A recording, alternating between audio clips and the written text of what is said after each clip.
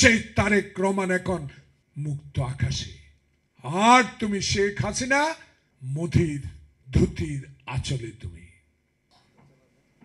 আমাদের বিশ্বাস আছে, আমরা সে বিশ্বাস করেই সাইদ খোকনের রক্তের বিনিময়ে অর্জিত আজকের ইন্টেরিয়াম গভর্নমেন্ট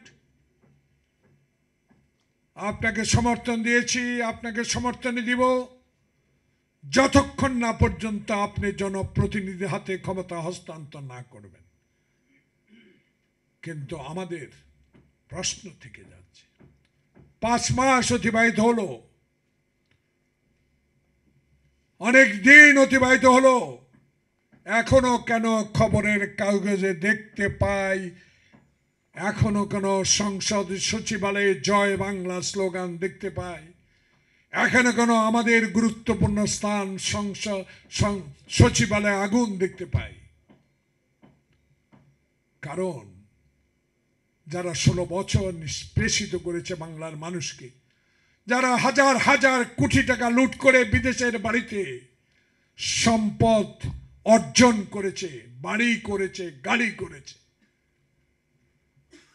তাদের সহযোগীরা এখনো বাংলাদেশে বিভিন্ন সচিবালয়ে বিভিন্ন পদে পদায়ন হয়ে এখনো ডক্টর ইউনূসের মতো বিশ্বের দরবারে একজন গ্রহণযোগ্য ব্যক্তিকে অসহায়ত্বে ফেলে দিচ্ছে।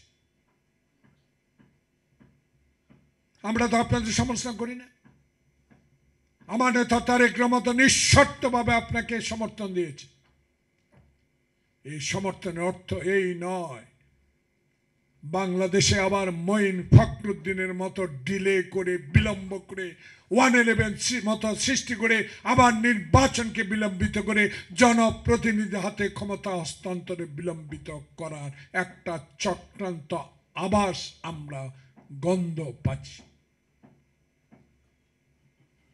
তাই আমাদের নেতারা সরকারকে সচেতন করে দিচ্ছে, এদের পাল্লায় পড়লে বা বিপদ এসে যাবে দেশে।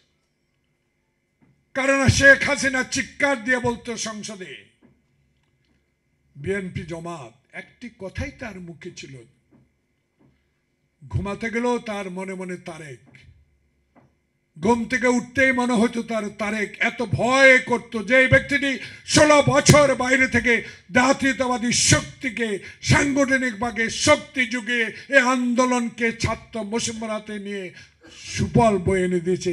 সেই তারেক রহমানেরকে 16 বছর মামলা হামলা দিয়ে কত অত্যাচার নির্যাতন করেছে। সেই তারেক রহমান এখন মুক্ত আকাশে, আর তুমি শেখ হাসিনা মোদির ধুতির আঁচলে। তুমি,